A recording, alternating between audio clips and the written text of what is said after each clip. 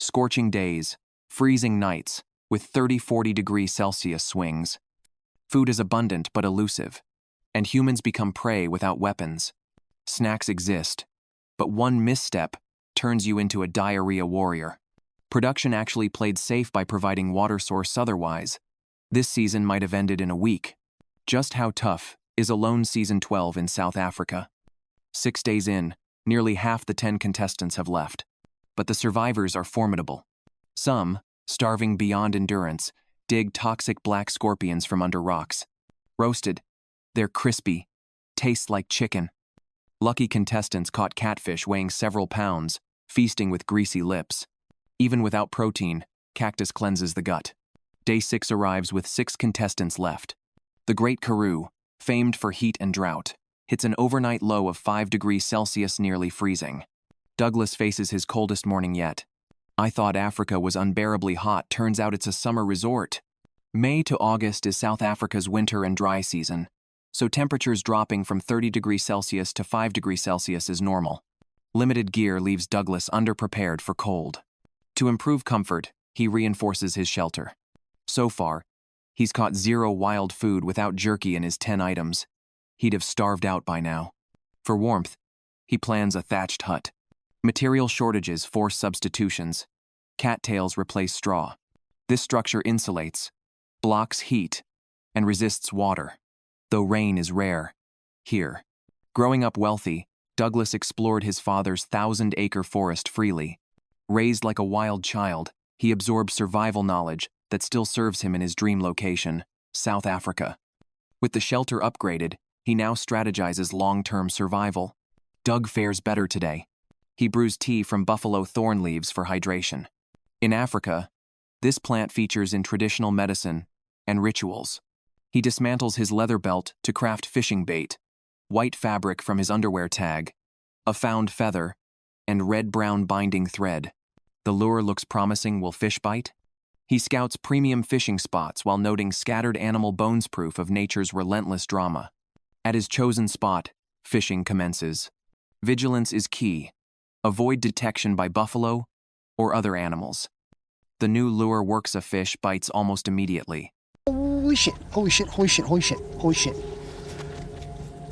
Did I say holy shit? Wow, wow. I got a fish, I got a fucking fish. Holy shit, oh! The fish that was almost caught got away.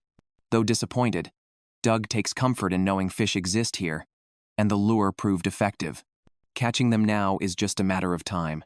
But strangely, no fish bite after that. Doug sets a fishing trap and turns his attention to Lift Rock's surprise.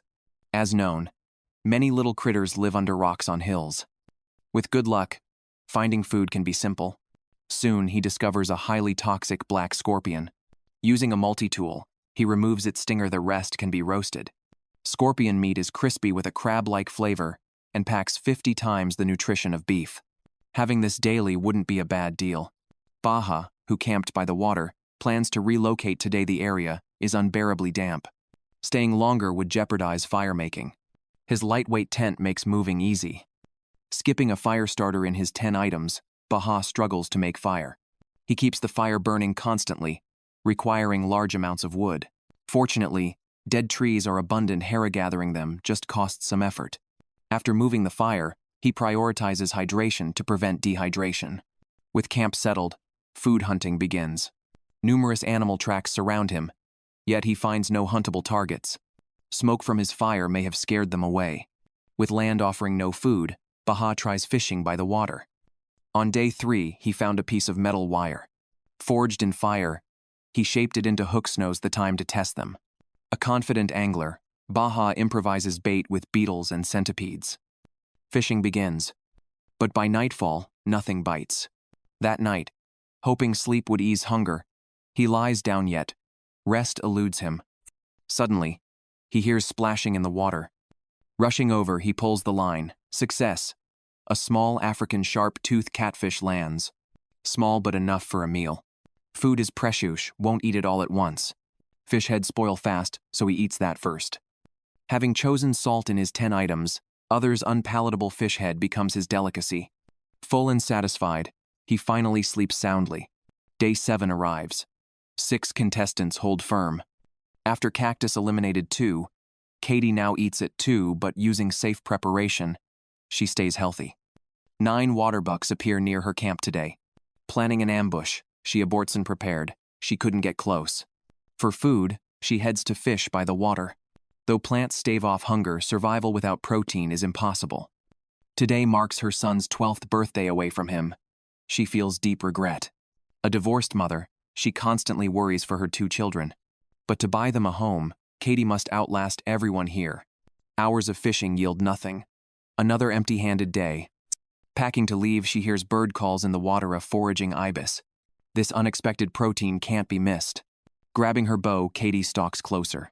Using shoreline shrubs as cover, she enters effective range.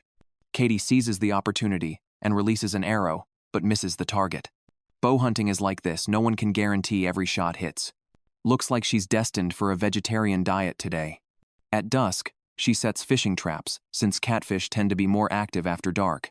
Alone in the wilderness, she reflects deeply on her children, family, career. Focusing on positive thoughts fuels perseverance. Dwelling on the opposite brings quitting closer. Day 8 arrives. Nathan struggled lately, no fish caught, and he accidentally lost 5 precious hooks. Yet he persists, actively flipping rocks for bait. Success. He finds a black scorpion. South Africa hosts over 100 scorpion species, incredibly diverse. A 100-gram scorpion packs 330 calories and 50 grams of protein. But Nathan saves idle gamble for bigger rewards. Today, he braids 4 thin lines into 1 thick cord, capable of 120-pound pull, to avoid losing gear to giant catfish. With the line ready, he ties his largest hook, attaches scorpion meat, and begins fishing. While waiting, he stays busy. Noticing a mouse near camp, he builds a deadfall trap, simple yet effective slabs and sticks. Barring surprises, tomorrow should yield mouse slices for bait. Nathan rushes to check his fishing trap. The meticulous setup doesn't disappoint, the lands a catfish weighing over 10 pounds. Now he has both food and bait. He smashes the head, takes the fattiest chunk, hooks it, and resets the trap. Repeating this could mean endless food. His Himalayan salt block, 1 of 10 items, makes the oily catfish delicious. Day 9. Since spotting the waterbucks, Katie has scouted ambush sites. But with no shelter, processing such large prey would be impossible. She pauses hunting to build a base camp. A proper shelter offers safety, warmth, and space for butchering. Though ambushing waterbucks remains uncertain, even dreaming about it feels thrilling. She clears a rocky area, then constructs a domed roof from branches. Binding ropes, woven from soaked acacia bark days prior. South Africa's dry season means shelters stay lightweight, windproof, and warm enough for survival. But unpredictably, dark clouds gather on the horizon, threatening a looming storm. Season 12 of Alone, filmed in South Africa, has reached day 9. The 6 original contestants remain. Nathan's slate death trap lived up to expectations, though instead of a rat, he caught an elephant shrew. This small mammal, belonging to the order Macrocelidae and family Macrocelidae, is renowned for its long, trunk-like nose. Primarily found in Africa, it feeds on insects. As one of Earth's 15 living fossil species, while it may evade nature's harshness, it couldn't escape human tactics. With superior bait now, Nathan eagerly headed to the water to try for bigger fish. Since landing, Nathan has focused relentlessly on finding food, never prioritizing shelter. This strategy has proven correct so far, though the risk lies in a sudden downpour, catching him unprepared. After setting the fishing trap, he planned to bathe. Of his 10 chosen items, he selected soap specifically to maintain hygiene. Keeping clean ensures comfort and reduces disease risk. Later, returning to check the trap for the first time, the land-based bait worked again. Another hooked fish. It was another sharp-toothed catfish, weighing roughly 10 pounds and providing Nathan with 3,200 calories. Using catfish to catch catfish seems ineffective, as they only resort to cannibalism under extreme food scarcity. With yesterday's catfish added, Nathan now has ample food for days. Day 10 arrived. Kelsey, who successfully hunted a warthog, used spare time to handcraft a fishing lure from paracord. Before setting out, she fashioned a hair tie from her bow guard, tying her messy hair into a simple, neat ponytail. Since the start, she's been the most comfortable contestant. Having plentiful food and drink in the wild feels fantastic. Though warthog meat is good, supplies are now low, and wild pork lacks sufficient fat. Hence, she aimed to catch catfish for fat. Insufficient dietary fat intake forces the body to break down its own stored fat. Prolonged depletion risks physical collapse. Kelsey is an experienced angler who's fished across many regions nationally. True to form, a fish soon took the hook, a smallmouth yellowfish. Despite its modest size, it's one of South Africa's most combative fish species. Fish is highly beneficial. The omega-3 fatty acids in its flesh aid wound healing and help prevent infection. Unfortunately, it wasn't a catfish, so Kelsey missed her desired fat source. She had noticed increasing cloud cover recently. However, considering South Africa's dry season, she dismissed the minimal rain chance. That evening, she finally savored the long-awaited fresh fish. Though small, it tasted superb. On the surface, Kelsey thrived, her luck holding strong, but nature was poised to strike her hard soon. Day 11. Doug's task today was also fishing. It's puzzling with so many huntable animals in South Africa. Everyone focuses solely on river fish. Before fishing, he needed suitable bait. By day, bait creatures hide under rocks. Scorpions, centipedes. Crucially, some venomous snakes also shelter under rocks. Extreme caution is vital, as a bite could be fatal. As mentioned earlier, cloud cover has increased for days. Falling atmospheric pressure makes foraging fish more active and aggressive, making this the prime time to fish. After searching, he found a thick-tailed yellow scorpion under a rock. Highly venomous, a sting would likely mean elimination. Lacking proper tools, Doug dared not catch it. Instead, he tried digging with his shovel, hoping for earthworms or other non-venomous creatures. Surprisingly, he unearthed a plump grub. Heading swiftly to his pre-scouted spot, he began fishing. Assuming the prime bait would bring quick results, hours passed without even a minnow biting. Thankfully, Doug remained patient and persistent. Finally, near dusk, a fish took the hook. The only regret, it was a small catfish, merely adequate for a temporary meal. Douglas crafted an artificial lure from a headscarf and prepared to start fishing. The 2 pounds of jerky he brought before the competition, one of his 10 chosen items, was nearly gone. Without replenishing food soon, he risked starvation. It's worth noting, his weight had dropped nearly 6 kilograms since the competition began. For a 5-7-year-old, such rapid weight loss is extremely dangerous. Returning to fishing, moments like this always reminded him of his elderly father. Years ago, they would fish together every evening. Even returning empty-handed, they remained overjoyed. After living apart, they agreed to share family dinners every Thursday night. No matter how busy life became to them, this embodied life's true meaning. Just before the competition, his father was diagnosed with cancer. Despite knowing his time was limited, the old man urged Douglas to pursue his dream in South Africa. Meanwhile, Douglas's wife and brother took charge of caring for his father, allowing him to compete with peace of mind. After hours by the water yielded no fish, he returned to camp to reconsider. The day was bitterly cold, with temperatures dropping to 7 degrees Celsius. His drafty shelter provided little protection. He could only hope rain would hold off. Day 12 arrived. Kelsey built a simple stool to sit and observe aquatic creatures during downtime. She used her favorite green rope to lash sticks into 4 supports. 2 sticks spanned each pair of supports, completing the stool, though it resembled a grill more than seating. Contestants with ample food certainly have unique priorities. Nathan discovered signs of warthogs digging for wild tulip bulbs. Capturing one would significantly improve his situation. Meanwhile, clouds thickened into stormy darkness overhead. As winds intensified, he hurried back to prepare camp. Douglas rested at camp when he felt what seemed like rain, but closer inspection revealed small hailstones. By nightfall, heavy rain arrived with thunder, lightning, and gales.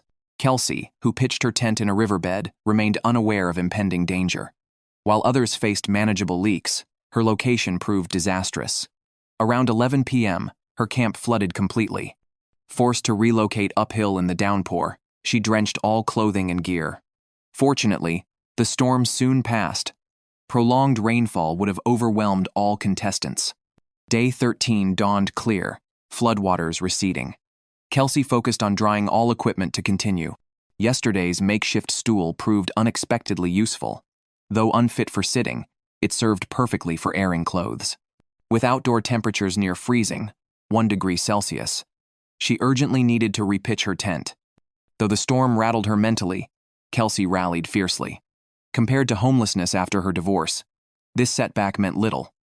As sunlight bathed the land and temperatures rose, she emerged victorious from the crisis. Katie, despite building her shelter early, still couldn't avoid having all her gear soaked. She endured the violent storm while shuddering uncontrollably each moment, feeling like an eternity. To prevent a repeat, she focused on further reinforcing her shelter, meaning hunting or fishing remained impossible today. For 13 days since the competition began, she'd survived solely on foraged plants, since catching 1 catfish on day 1. Today was no exception. Among her 10 chosen items was a canvas tarp, which she now used to waterproof her tent. She even wove pandanus branches into a wall to seal gaps, ensuring she'd stay dry even in another downpour. Day 14 arrived. Rain fell again overnight and lasted until morning. The promised dry season felt like a cruel joke. Thankfully, most contestants had reinforced their shelters, avoiding another drenching. But Douglas, who neglected repairs, remained in damp conditions. He'd failed to light a fire for 18 hours and could no longer stay warm. Nature's harshness had taught him a brutal lesson. Rather than endure pointlessly, he chose to return home early to his terminally ill father. He pulled out the satellite phone and formally withdrew. Tragically, his father passed away before Douglas could reach home. Life's 2 greatest regrets struck simultaneously. His dream within grasp slipped away, and he missed his final chance to see the father he loved deeply. Healing these wounds would likely take years. With Douglas gone, 5 contestants remained after 14 days. Doug had fared relatively well recently, though lacking big catches. Small fish provided daily full meals and restful sleep. His only frustration was the transformed landscape. Once arid soil now oozed moisture, and chilling winds cut to the bone. He resolved to build a sturdy, insulated, rainproof permanent shelter. Starting with a tree as support, he gathered stones to form a circular base. Progress seemed smooth until Doug suddenly collapsed. After an unknown stretch of time, he awoke, disoriented and confused. When fully conscious, cold sweat broke over him. Luckily, thornless shrubs cushioned his fall, and no large rocks lay beneath him otherwise. He might never have woken. Puzzled by the collapse, he wasn't starving or overworked. He finally identified the cause. Deceptive cold from recent rains masked his dehydration. Severe fluid loss had triggered the blackout. He hurried back to camp to hydrate and rest. Shelter construction could wait until his body recovered. Meanwhile, Kelsey's warthog meat dwindled to scraps. Food now consumed her thoughts. She mentally recited strings of dish names. Starving after having abundance differs profoundly psychologically from gaining food after hunger. The former often breaks resolve faster. Today, she resumed hunting, hoping for another large kill. Persistent rains had disrupted her rhythm. Without steady food sources, she rationed supplies. Shrinking portions led to dwindling energy, creating a vicious cycle. Only relentless foraging could break it. Luck briefly surfaced. She spotted 2 giraffes shortly after setting out. A single kill could feed her for a year, but contestants couldn't hunt them. She watched wistfully from afar. As Kelsey turned to leave, guttural grunts sounded nearby. She knocked an arrow instantly. Warthogs again, 2 this time. Kelsey readied a shot but hesitated when they detected danger and fled. Though their vision is poor, their hearing is exceptional. Likely her footsteps alerted them. She could have taken a low-percentage shot but refrained deliberately. A hunter who merely wounds prey is no true hunter. Doug reviewed footage from his action camera, reconstructing the entire collapse incident. Reflecting now, genuine fear gripped him. If such a situation recurred, he might not be so fortunate again. Having endured 2 weeks in the wilderness, though not his personal limit, overall safety concerns forced a reluctant decision. He formally withdrew from the competition. After 15 days, the final 4 emerged. South Africa's wilderness proved truly formidable. In just half a month, only 4 remained. A key factor was likely this season's pioneering location, the show's first in South Africa. Contestants lacked experience handling local emergencies. While food sources abounded, only Kelsey had successfully hunted a warthog. Others focused entirely on fishing. Nathan, currently holding the most food reserves, decided to build a permanent shelter due to erratic weather. He chose a lakeside clearing. South Africa's bitter winter cold necessitated maximizing sunlight exposure. His plan? A stone hut primarily using readily available shale. Dimensions approximately 1.5 meter x 3 meter smaller size. Enhances insulation while conserving materials and energy. Building with irregular fieldstones posed challenges. He first stacked rocks into a rectangular frame with a central hollow. Each layer was meticulously leveled, using fine sand infill. This dry stone technique promised durability, insulation, and wind resistance. After 3 to 4 layers, Nathan halted deliberately, even without food scarcity. Excessive exertion must be avoided. Meanwhile, Baha scoured the wild for prey. Rainbound days meant forced hunger. Clear skies spurred him to venture farther. Soon, his first target appeared.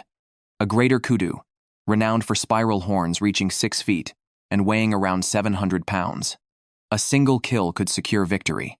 But distance exceeded his bow's effective range. Closing directly proved impossible. The kudu spotted him. He attempted a stealthy ridge approach. After a painstaking climb, the kudu had vanished. Another failed hunt. Baha retreated to camp, seeking any edible substitute. His immediate thought: buffalo thorn, Capparis tomentosa. Ubiquitous across Africa, its leaves can be cooked like spinach or served raw as salad. Though insufficient for fullness, it makes an excellent filler meal. Collection demands extreme caution. The plant bristles with thorns. He gathered some, boiled them in water, and slowly consumed the bland but vital sustenance, still far better than starving. Day 16 arrived. While hauling rocks, Nathan made an unexpected discovery: a karoo burrowing scorpion, perfect for catfish bait. Rain had driven these scorpions into hiding days prior, halting Nathan's fishing. Their return meant unrestricted fishing could resume. That morning, he also caught a mouse similarly destined as bait. With traps set, Nathan resumed his shelter project. Stacking rocks felt like playing with blocks, exhausting, yet deeply satisfying. Watching the structure grow layer by layer filled him with pride. Periodically, he checked traps to avoid missing feeding opportunities. Meanwhile, Kelsey, despite critical food shortages, persisted with push-up exercises. Such dedication amid starvation seemed baffling. Before departing, she tested her bow.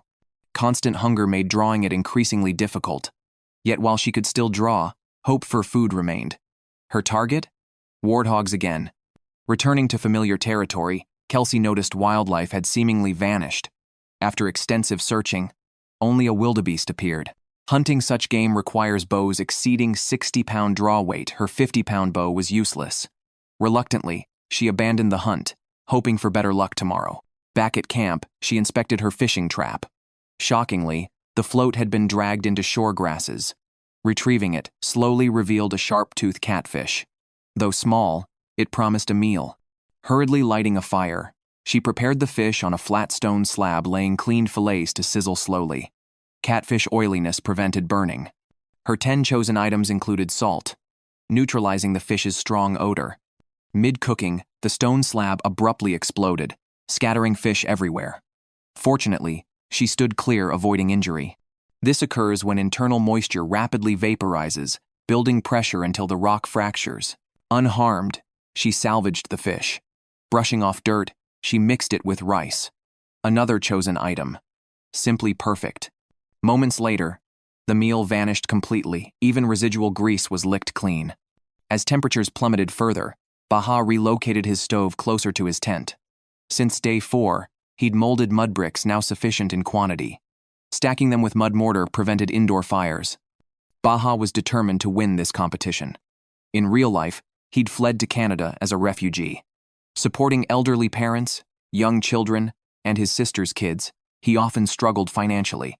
The $500,000 prize would transform his existence. Do you think such a contestant could triumph?